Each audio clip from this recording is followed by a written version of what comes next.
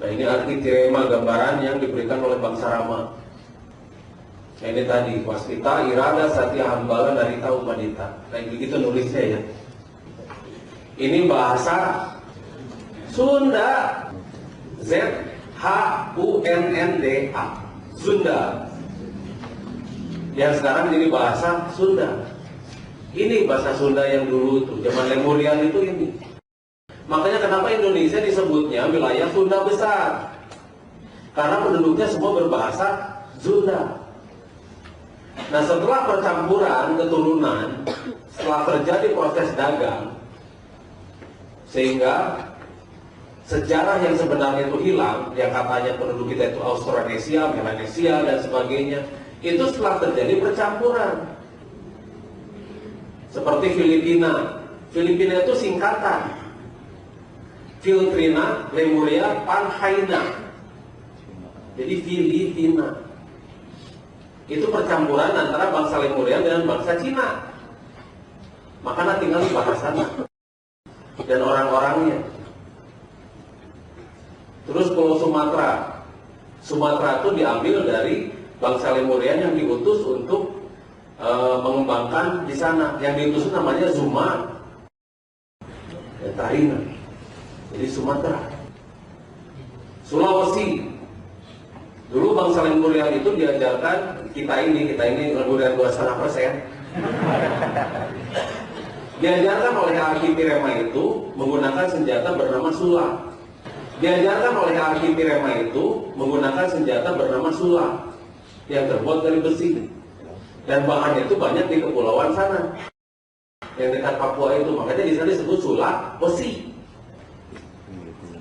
Nah, itu sejarahnya sedikit ya, yang mungkin ini tidak ada di buku-buku sejarah, tapi inilah sejarah yang sebenarnya bangsa Indonesia.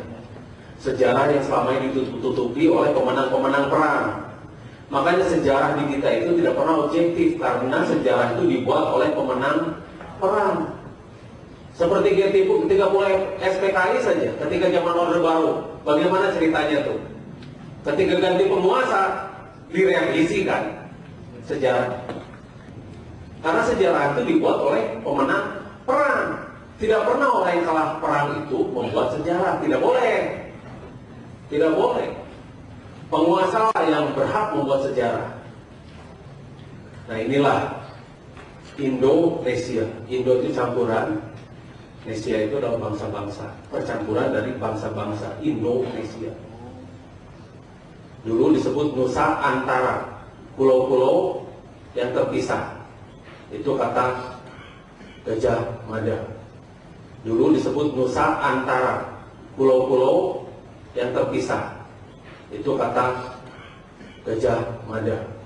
Mahapati Gajah Mada itu jahat. Dia bangsa Rama. Dia orang India itu. Bukan bangsa kita ya. Orang India. Makanya dia ekspansor. Dia ekspansi terus, ekspansi dengan alasan pembenarannya itu menyatukan Nusantara. Jadi Nusantara KB. Nah, seperti ini gambaran mereka tentang Arkitirema. Atau istilah kita itu, karena orang kita itu sama ya, bung susah, jadi nama Arkitirema itu berubah menjadi Arkitirem. Arkitirema. Jadi Arkitirem. Jauhnya. Malah lebih jauh lagi kalau di Jawa Tengah Jawa Timur dengan sebutan Angling Dharma. Malah lebih jauh lagi kalau di Jawa Tengah Jawa Timur dengan sebutan Angling Dharma. Dia disebutnya Angling Dharma di daerah-daerah lain. Lebih jauh lagi itu. Berapa masih agak dikit saya tiklah. Daerah lain mah namanya Angling Dharma.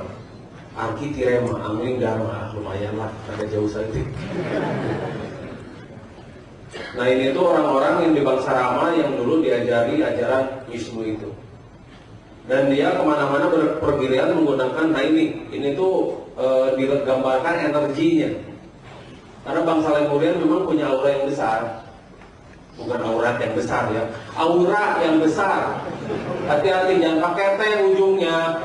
Mereka punya kekuatan yang luar biasa. Tapi rata-rata berwarna biru.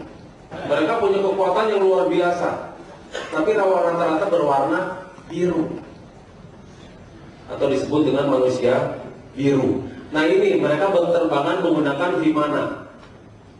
Jadi zaman dulu itu teknologi itu sangat canggih. Vimana itu kendaraan anti gravitasi. Kita itu sering tidak pernah memanfaatkan fasilitas yang memang sudah ada di depan kita. Kita itu sering memaksakan apa yang kita mau pada Sang Maha Kuasa, pada Allah.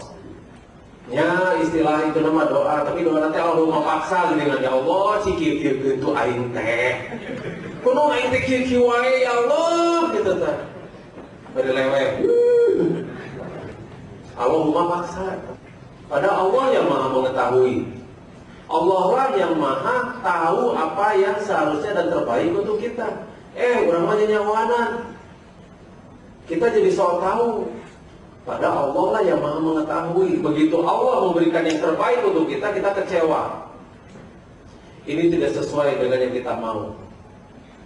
Nah, yang begini nih, yang jauh. Padahal ketika kita bersujud pada Allah, ketika kita sujud untuk sujud betul-betul sujud pada Allah, kita tuh menyerahkan sepasrah-pasrahnya apa yang kita mampu. Kita tidak mampu apa-apa kok. Tetapi kita akan berusaha semaksimal mungkin. Kita akan memaksimalkan apa yang kita bisa dengan segala macam kemampuan kita, keuletan kita. Hasil akhir urusan Allah itu. Hambalah. Kemudian narita. Narita itu adalah bagaimana ketika kita benar-benar tidak ada apapun di hadapan Allah. Itu duduk di antara sujud. Posisinya itu. Di sana kita dihadapkan pada suatu keputusan di mana keputusan tersebut tidak pernah kita bisa ganggu-gugat. Tidak pernah kita bisa ganggu-gugat. Nah posisinya begitu. Terakhir adalah umadita. Ini ajaran yang Murian ya, tapi ajaran itu nyambung dengan Islam karena mereka monoteis. Umadita itu suatu keadaan di mana kita itu dihadapkan di padang mahsyar dengan berbagai macam resiko yang pernah kita jalankan, berbagai macam konsekuensi dari segala macam perbuatan yang kita lakukan. Entah itu suatu keadaan, suatu sikap di mana kita akan berhadapan dengan sebuah pengadilan yang seadil-adilnya di padang mahsyar. Mereka menyadari betul itu, bahwa mereka akan dimatikan dan mereka akan kembali dibangkitkan. Dan mereka akan dihadapkan pada sebuah keputusan yang akan maha adil. Karena hakimnya adalah langsung Allah Subhanahu wa ta'ala. Atau kata mereka itu Sang Maha Kuasa.